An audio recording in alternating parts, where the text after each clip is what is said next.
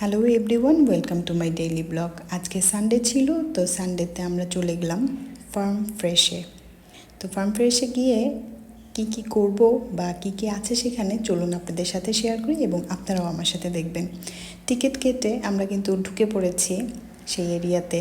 ঢুকতেই এই ছোট্ট মুরগির ঘরটি দেখে খুবই ভালো লাগছিল, খুব সুন্দরভাবে সাজিয়ে অর্গানাইজ করে রেখেছিলাম। চলুন তাহলে ভিতরে দেখা যাক আরও কী কী আছে। এই যে অনেকগুলো কবুতর, অনেকগুলো গরু, এটা কিন্তু আসলে সাধারণত মালয়েশিয়াতে যে এগ্রিকালচারাল ইউনিভার্সিটি তাদের স্টুডেন্টসরা এই জিনিসগুলোকে অর্গানাইজড করে থাকে।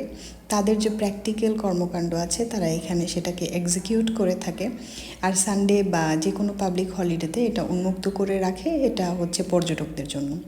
সবচেয়ে মজার ব্যাপার হচ্ছে ওরা এখানে যে এই ধরনের গাড়ির ব্যবস্থা করেছে যাতে পর্যটকরা পুরো ফার্ম ফ্রেশ সুন্দরভাবে ঘুরে দেখতে পারে। এই গাড়িগুলো ছোট বাচ্চাদের জন্যও রয়েছে এবং বড়দের জন্যও রয়েছে। তো আমরাও আস্তে ধীরে এই গাড়ি দিয়ে পুরোটা ঘুরে দেখব। আর এই যে দেখুন, উন্মুক্তভাবে এই যে এই সমস্ত পশু পাখিগুলো, গরু, মুরগি, হাঁস, ছাগল, সব ধরনের এগ্রিকালচারাল যত ধরনের কাজ কর্মকাণ্ড হয়ে থাকে সব কিছুই কিন্তু এখানে রয়েছে। আমি একটু একটু করে দেখানোর চেষ্টা করেছি এবং দেখুন খুব সুন্দরভাবে এখানে যে গরুর বিভিন্ন ধরনের স্ট্রাকচার বানিয়ে রাখা হয়েছে। এখানে প্রচুর পরিমাণে ফ্রেশ মিল্ক পাওয়া যায়। আপনারা চাইলে যারা ফ্যামিলি আছেন তারা কিন্তু এখানে গিয়ে এই ফ্রেশ মিল্ক কালেক্ট করতে পারবেন। খাওয়ার জন্য রয়েছে সুব্যবস্থা, খুবই সুন্দর পরিবেশে। উত্তপ্ত গরমে যখন একদম ক্লান্ত হয়ে এখানে এসে খাওয়া দাওয়া করতে পারবেন খুবই রিজনেবল প্রাইসে এবং এক্সপেন্সিভও রয়েছে। বাচ্চাদের বিনোদনের জন্য রয়েছে এখানে একটা ক্লাউন, বেলুন দিয়ে অনেক কিছু তৈরি করে। শেষ পর্যন্ত আমরা চলে এসেছি এই যে ট্রাক্টরে। এই বড় ট্রাক্টরটা করে আমরা ঘুরবো চতুর্পাশে।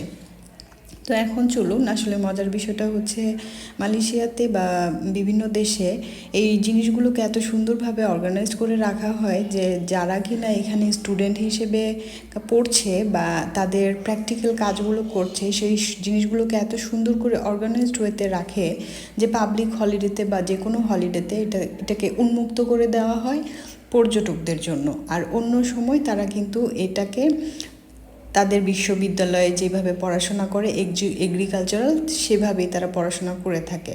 বিষয়গুলো হচ্ছে তারা সব কিছু এত সুন্দরভাবে অর্গানাইজড ওয়েতে রাখে যে সব কিছুই খুব ভালো লাগে দেখতে, ঘুরতে, এনজয় করতে খুবই ভালো লাগে। তো ঘুরতে ঘুরতে এই যে আমরা এখানে চলে এসেছি, প্রচুর কলা বাগান আছে। কলা এখানে ধরে আছে অনেকগুলো, আমি জানি না আমার ভিডিওতে ধরা পড়েছে কিনা, আমি চেষ্টা করেছি দেখানোর জন্য।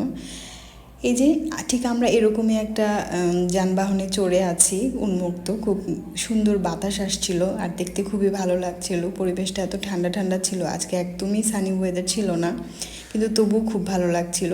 তো যাই হোক, আমার ভিডিওটা শেষ হয়ে এসেছে। আশা করি আপনাদেরকে একটু হলেও বিনোদন দিতে পেরেছি। যারা কিনা ফ্যামিলি নিয়ে মালয়েশিয়াতে আছেন তারা অবশ্যই ফার্ম ফ্রেশ গুগলে সার্চ দিয়ে চলে আসবেন, ভালো লাগবে। খোদা হাফেজ।